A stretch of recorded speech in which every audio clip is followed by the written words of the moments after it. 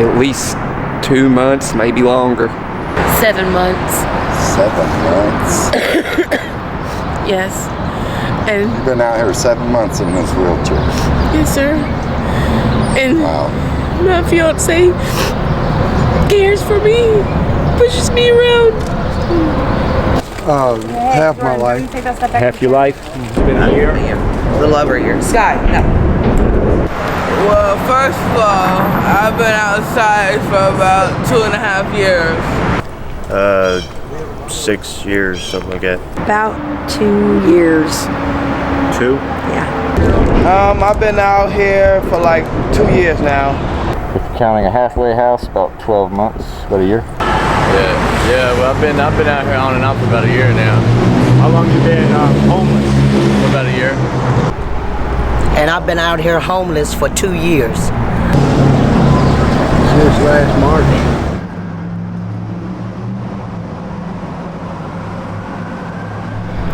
Do you choose to be out here? Are you doing this because you want to do it? At first I did, but now it's not really a choice. Now it's kind of overwhelming.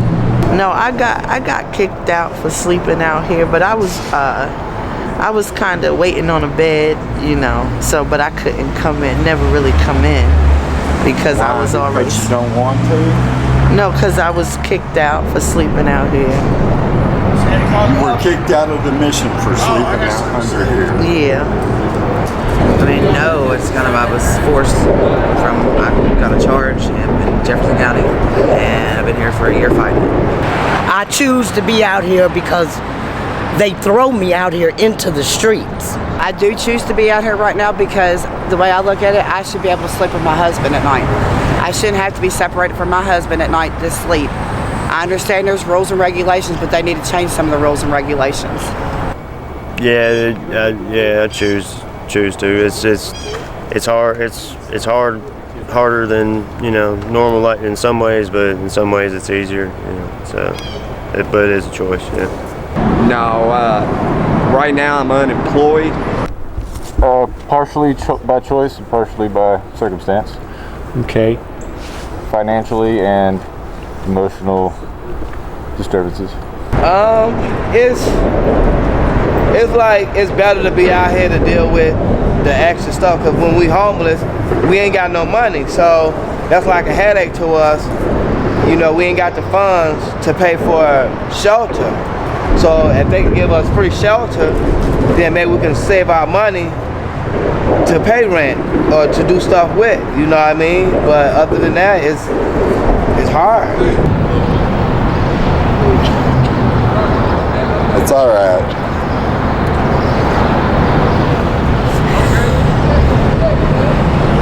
Just a bunch of unfortunate situations that made us come here. Okay, are you choosing to stay out here? Yes. Is there a reason why? I don't like shelters. I don't like being in shelters. Well, I have to. 'Cause I'm borrowed from here and I'm borrowed from the Salvation Army.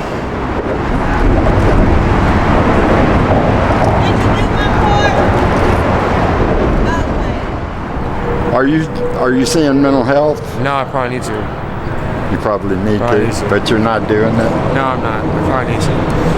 No, I don't have any mental health issues. You don't have any? Yes.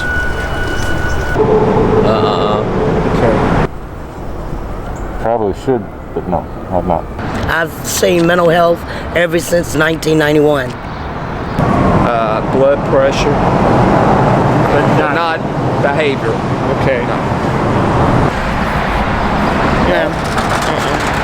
Seeing a mental health doctor? Yeah. So you've been diagnosed Yeah. Post-traumatic stress disorder. PTSD? Yeah.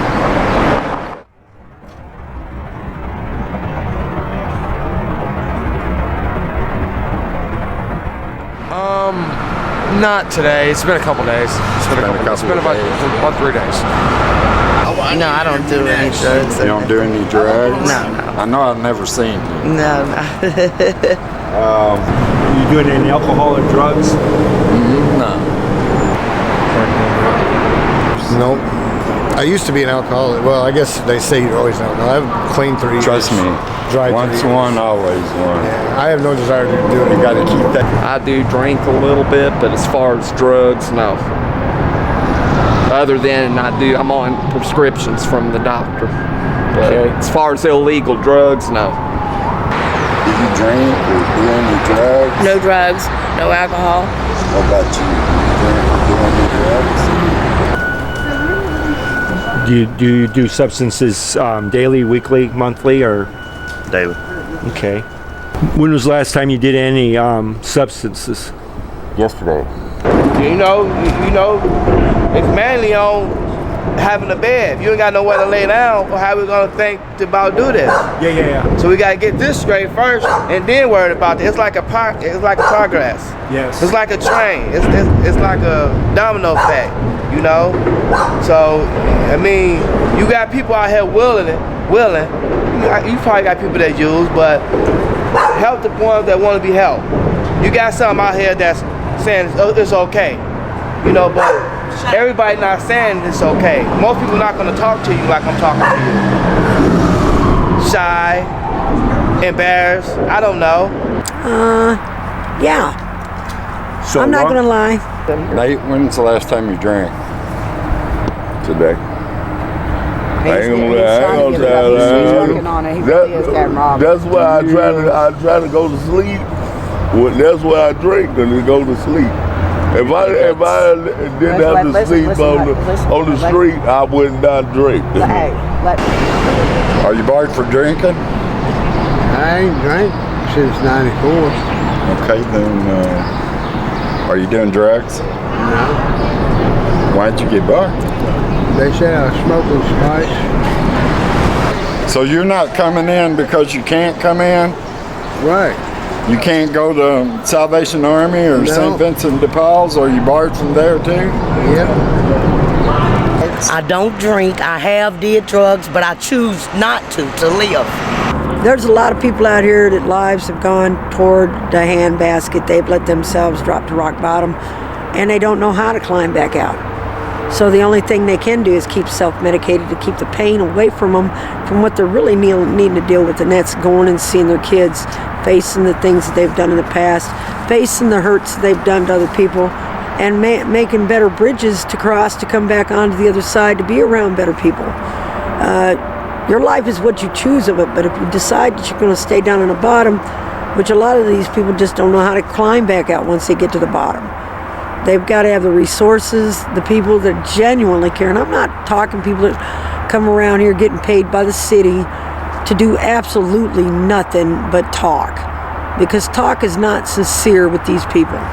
What it's doing is it's filling these people's heads full of things that ain't gonna be fulfilled unless you're actually driving them daily to rehabs, or you're driving them daily to the grocery store, or you're driving them daily to wash their clothes. The struggle in these streets are still real, and the drugs and the drug dealers are much more realer than that when they're wanting somebody's money. It's okay. There is hard like that. Come here, Rhea.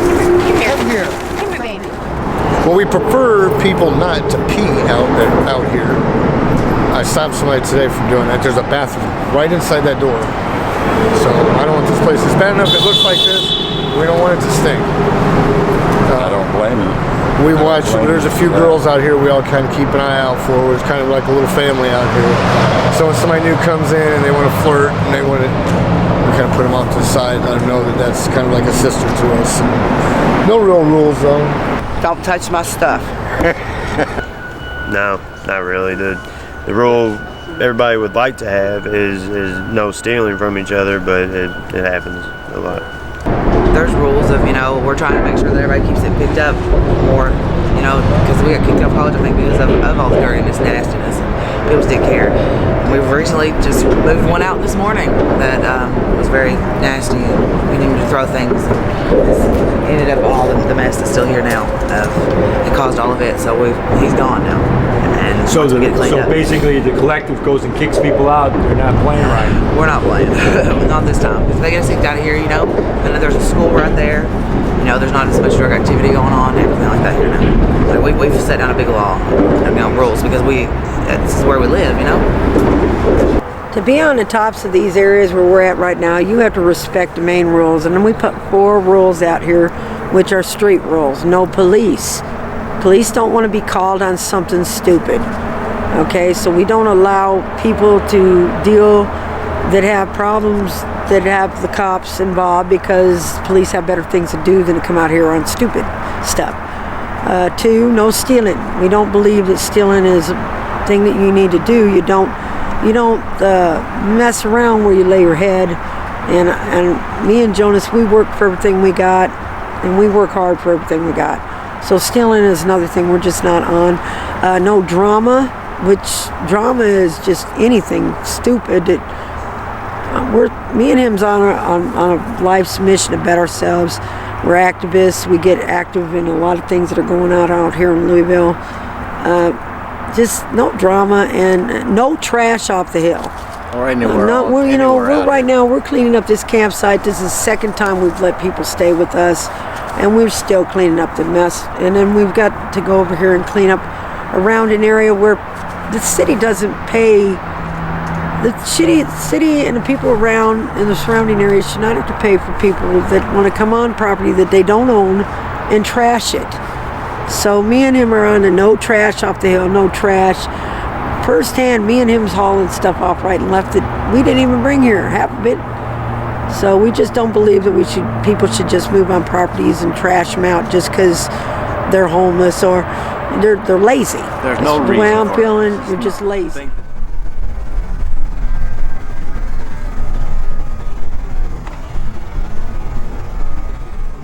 What can the volunteers do to help you, man, get off these streets? I don't know. I really don't know. That's a good question. I don't even know the answer. I say a lot of money, but I mean, what's that really gonna do? I'd probably make the wrong decisions. So you wouldn't even. So you don't even want to come in when it's freezing cold out here? Probably when it's freezing cold. So it's not a matter that you can't come in, that you're choosing not to come in, right? Probably so. Probably so.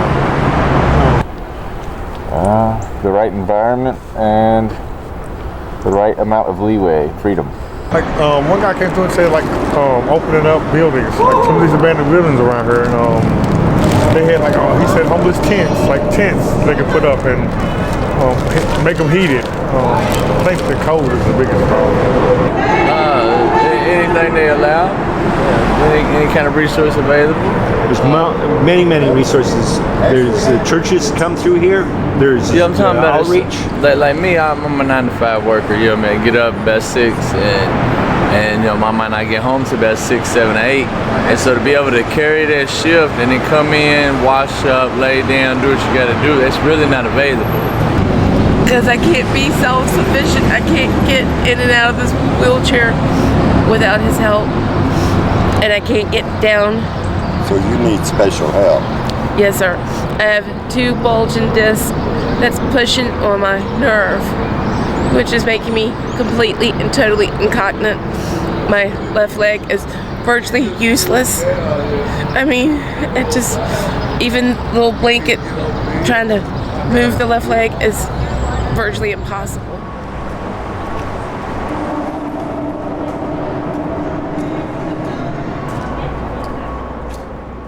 Maybe there's a lot of structure. Maybe I don't like structure. But I need it, really. I really need it. I'd be lying to myself if I said I didn't. You need it, but you're not ready for it? I don't know. I'm getting there. I'm getting there. I guess continue to feed the hungry. Yeah. Well, it's trying to find a place of employment, get my car back so I can get back and forth. Resource information. I mean, if there's that many resources available where somebody can have a stable spot to lay their head at night, go out, job search during the day, work during the day, and come in and get on their feet, then that's huge. That's the main thing that's missing for me. Plenty of food out here, plenty of clothes, but as far as coming up and stabilizing yourself, it's not out here. It don't seem like. Right. Well, I think it's mainly, if anything, it'd be the resource information availability. I wasn't familiar with it. I wouldn't. That'd be the main thing, getting the information out to everybody. But it's kind of a standstill with me.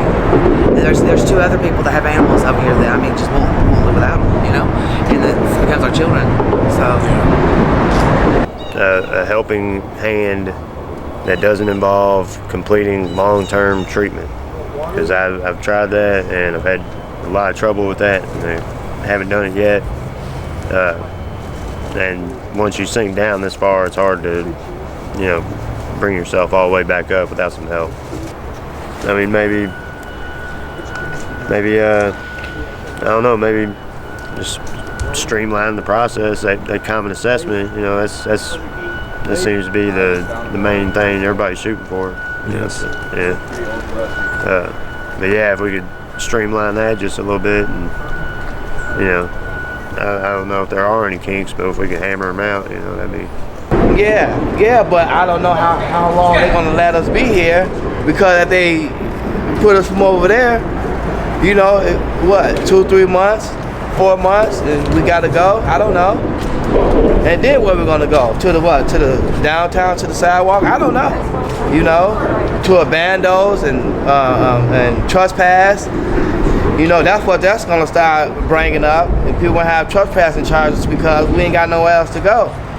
See a nice abandoned house that's not being monitored. Yes, we all gonna go there. I don't know. If they say no trespassing, nothing, people gonna go there.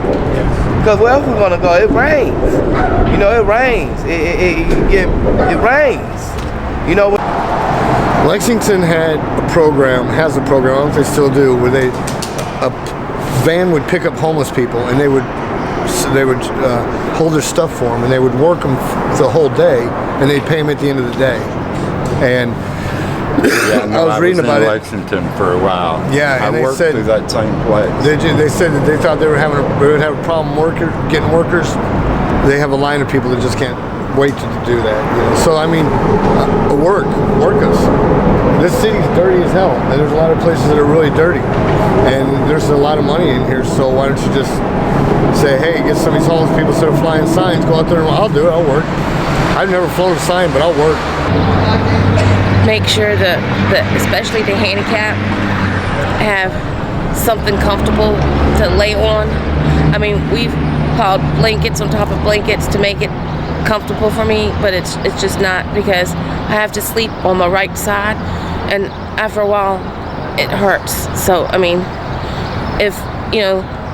if we had something like the mattresses or something to at least be comfortable to sleep on, that would be wonderful. Probably nothing. Find your place to live. Easy there. Don't fall. Yeah. It's not so much things, it's like you're all trying to do now, is more permanent housing and residence. That way we can, start to be able to focus on building our life rather than where we're going to keep our things and whether they're going to be there when we get back. They have you eat there, but like certain places, you got to have certain kind of shots, and they take you through so much stuff to get into those places, and that's why you see this.